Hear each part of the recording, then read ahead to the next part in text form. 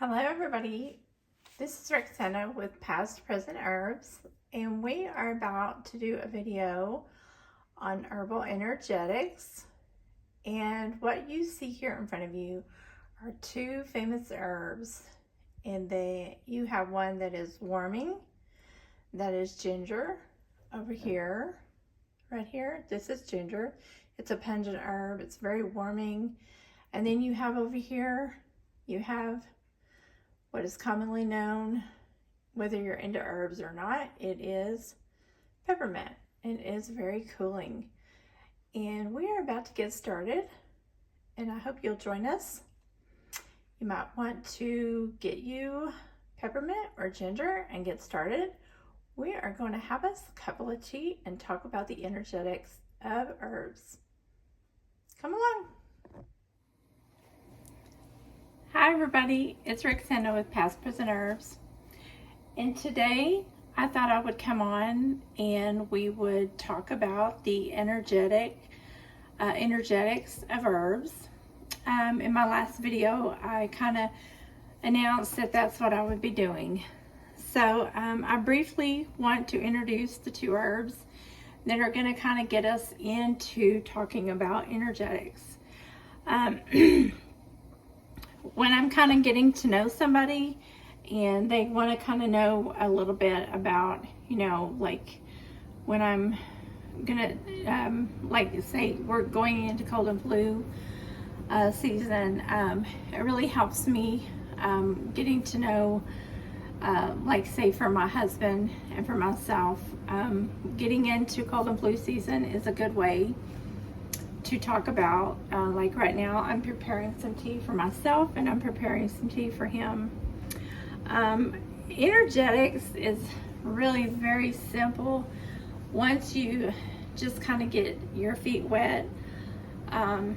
It can be very complicated if you make it complicated, but like I talk about, for most people, if you just get started, like taking baby steps and learning about your herbs, whether an herb is I'll just say it like this: is it a cold herb, is it a hot herb, is it a warming herb, or is it a cooling herb? I'll put it that way: cooling or warming herb. Get to know those two first, and get to know your body type. Like, are you a warm-natured person or a cold-natured person? Are you a dry person, or are you mostly, like for me,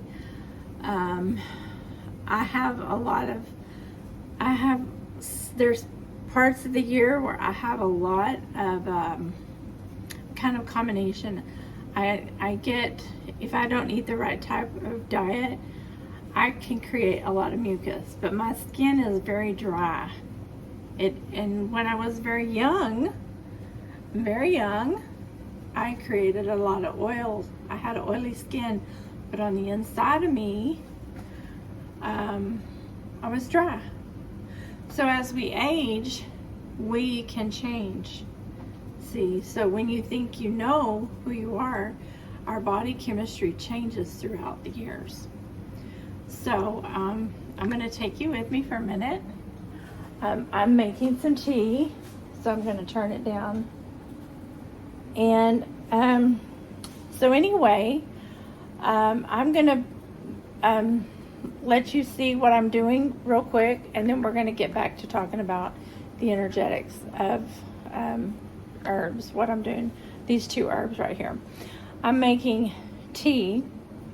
And as a lot of you know, peppermint tea is a wonderful herb. It's a wonderful tea. And I'm going to stop it and show you what I'm doing real quick. This right here is a dry herb. This right here is a basket full of dry peppermint tea. And I'm making this for my husband. It's a cooling herb, okay?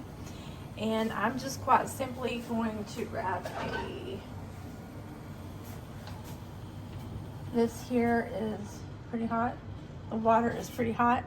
And I'm going to pour for some of you who love peppermint, you know that this smells really good right now. And it's going to be a really fantastic tea for him. This is a great pot. Keeps your peppermint tea really nice and hot. It's not on the counter. Hang on just a minute. Okay, I've got the lid on it now.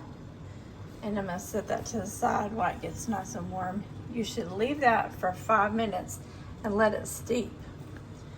This over here is fresh peppermint. If you've never seen fresh peppermint, a lot of people have. A lot of people have it growing out in their yard.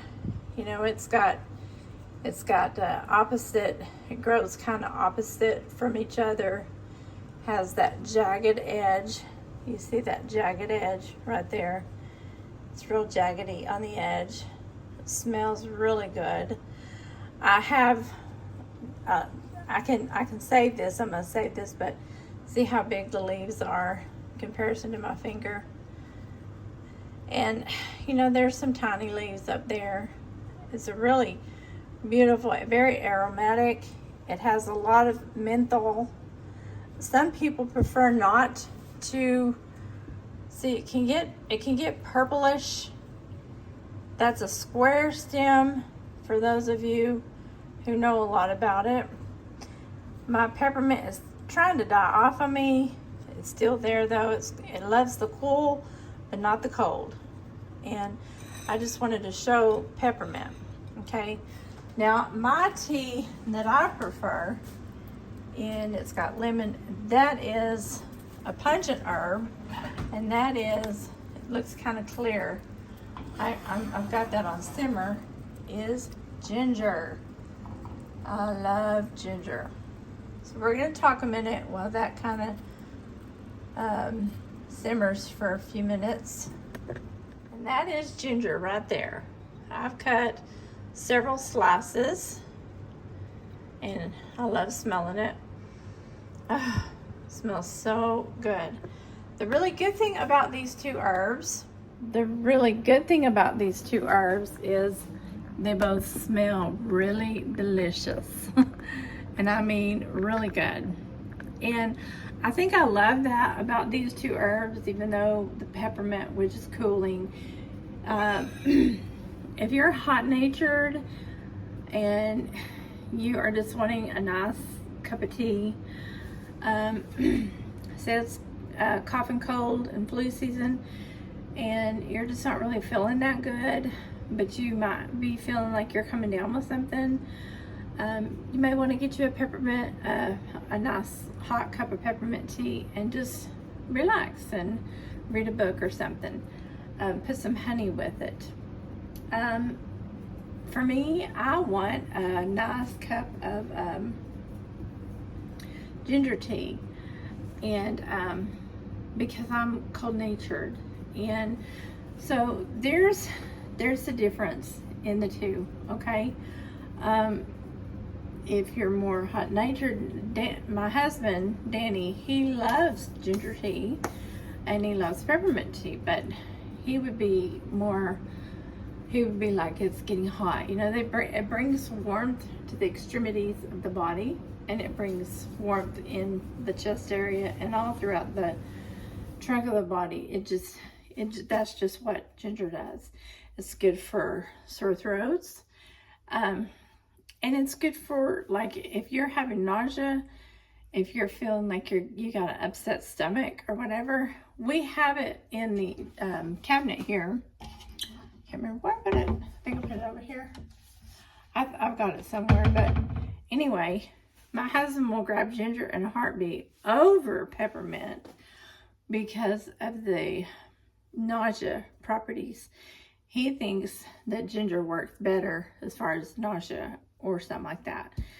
And I agree. But a lot of people, now I will say this, I'm going to look at my notes, because some people, and they've done studies on this, they said that the menthol in peppermint is too strong for them. And they don't like ginger. they don't like peppermint, they don't like either one, they will go for spearmint over the two herbs. And so you may be a spearmint person. You may say, like your video and all that other kind of stuff, Rexanna, but I'm a spearmint person. And that's okay. It does help in the nausea department. And it also helps with the bloating after dinner. It's a great tea to help calm the mind and help calm headaches, which is a lot of time what peppermint is used for. And it also helps with nausea and vomiting. So I just wanted to throw that in there because I did see, I'm not going to post the studies or anything like that, but in different universities, I did see where in the past several years, I know that this is not going to go well with doctors and stuff like that, but I did look up and I was trying to see what the big difference was. Now I will say this, peppermint versus spearmint tea, they are the same with vitamins A, C, folic acid, iron. I mean, spearmint has higher amounts of iron, and they're the same in protein. They're pretty the same as far as vitamin A and C. Now it has a stronger mint flavor, of course, in your peppermint. Some people don't like that strong mint. That's why they choose the spearmint, and they don't like that. Spearmint has a sweeter flavor, and they don't like all that strong menthol that peppermint does. That's probably why I like it. And they say that children prefer the spearmint. Children can take it easier. I have grandchildren that love peppermint. They don't even care. They love it. But it does help a lot. It has folic in it. And I don't know. I just think the person that's using it, it's depending on that person whether they prefer it or not. And so I just wanted to kind of throw that out there because there's people that just hate peppermint because of the strong taste. So there is another option out there. So like if you have, a taste that you just can't stand it, there is another option out there. Okay, anyway, so let's get back to the energetics part. Now, when you're making your tea, and I'm gonna see if, I wanted to show you, like if you don't have any, there may be some stores, me living out here in the middle of nowhere, I've found that there's not a lot of options in some of these stores. There is an option you can buy online. You can get you some peppermint that's freeze-dried or dehydrated. And I don't know if you can see this. I may put it in a spoon so you can see that better. But you can buy some online. And this is what it looks like. It doesn't have as strong of a taste or a flavor. But you can smell it. You can still smell it. And it just looks like little pebbles. It just depends on what company you get it from, but it still smells really good and it still works really good. And I don't want you to think, well, I can't get it fresh at my grocery store or even, anywhere around me. Order it online. And there's a couple of places that I'll put down in the bottom of this video. There's reputable companies, herbal companies. Pacific Botanicals is where I got mine, and you can get like a half of a pound for a very reasonable price. And I'm not talking $20, I'm talking under $20. And it will last you a good long time. You can even get the candied, which I use the candied ginger. And there's controversy about that because they sprinkle little sugars on it, but I carry that with me because sometimes people in my family get sick, but I don't care. I use what works. And, you know, they even have ginger in the capsule form. And people that get nauseated, that go out of the country and stuff like that, or that just make trips places, ginger is a really good herb to carry with you. And you can carry it in the tea bag form too. You can buy it at your local grocery store. So when you're making a cup of tea, you want to experience it with all your senses.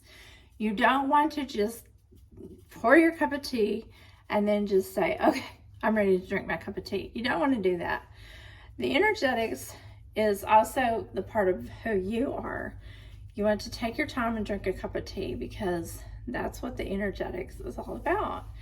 You want to have a nice environment. You want to just take the time, just like I'm about to pour this cup of tea. And I'm going to put a little bit of honey in the bottom of my cup. My husband doesn't like a lot. It's been about 5 minutes. We've been sitting here talking. So I'm going to turn this around. This tea, the aroma is coming up, and I'm smelling it.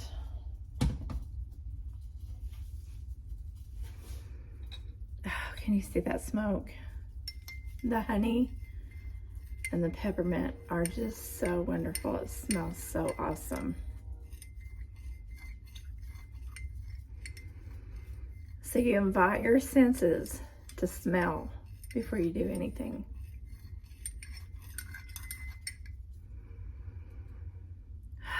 That smells so good. The peppermint smells so good. You stir it and you smell it. That's number one, to smell.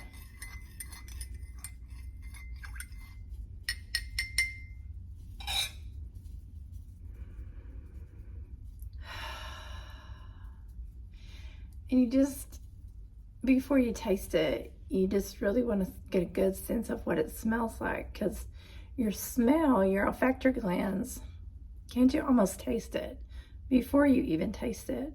You want to smell it, and then can you taste it before you even get it on your tongue?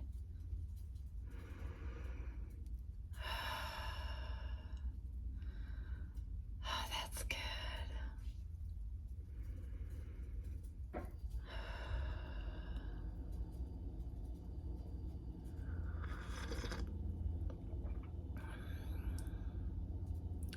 That's good. I'll be right back. I gotta go deliver this. Okay, we're back. I have now poured myself my cup of ginger, and it's my favorite cup. And I hope you're enjoying this video, and I hope you give it a like, and I hope you leave me a comment, and I hope you tell me which tea is your favorite tea, whether you're a ginger person or you are a peppermint person. And I hope you are enjoying this video. I wanted to go over a few things about ginger first. Ginger, I put a little bit, I didn't show you over there, and I apologize. But I always put with my cup of ginger some lemon, and I actually put a couple of slices of lemon inside of my little pan, and I simmer it very slowly, because I want the peel of the lemon, the zest of the lemon, as well as the lemon, and I also want every single bit of the ginger, the peeling and everything, to get inside my water. And it's not a dark color, it's a very light, almost a translucent color, ginger is. So it's very light. And when you put your honey, I use honey, I don't use sugar. If you do have a sore throat, or if you feel like you're coming down with something, honey just seems to make you feel really good on the inside. I don't use a lot of, I just use a little bit for taste. And it just, with the honey and the lemon, it just really makes everything. I've used just ginger before, and it tastes good. It tastes okay. But the three and the combination just make it taste really good. I've seen people around this area, around this time of year, when you see the school kids get sick, that's all the mothers do is they run to the grocery store, and that's the three combinations that they buy. And it's quite hilarious because they know that's what works. That's just what works. And so anyway, let's get back to this. When you hold the taste in your mouth before you swallow it, see, does it give you a sweetness? Does it give you a bitterness? Is it sour to you? I mean, kind of go over in your head. You know, it's a pungent herb, but if you're a person that likes sweet things or sour things, you know, that's the energetics of this type of thing. You're doing like a taste test. If you're a person that don't like sour things, or if you're a person that don't like spicy things, this may not be the herb for you, because this is kind of a spicy herb. Pungent is spicy. I'm a very spicy person. I've had to kind of cut back on my spices, but I'm still one that I love spicy food. Actually, the heat part, I've had to cut down back on the heat index part of my food, but I still love very spicy foods. And that may be why my husband, he's had to cut way back on his. But if you're wanting to find out, like, can you do powdered ginger? Yes, you can. About a tablespoon, up to a tablespoon. I mean, sometimes your dried kitchen herbs can be used as well. I have used it because I've had none. And so I've used my kitchen herbs in substitution. So I just wanted to point that out to you. So let's get back to the taste. You're sipping it, you're enjoying it, you're noticing like where you're feeling the heat go in your body. Always you're right down here in your throat, and then you're noticing it's in your chest. And then you may notice other parts of your body. Maybe your hands and your feet aren't cold anymore.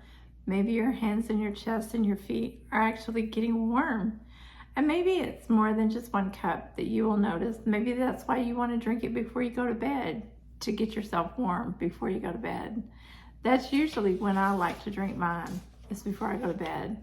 Not only does it help my overall feeling well and feeling good, but it helps get me warm before I go to bed.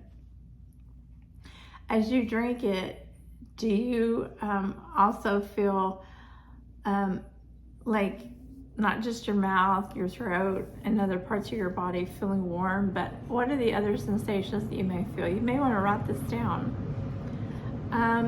The experience is like really more for your personal journal.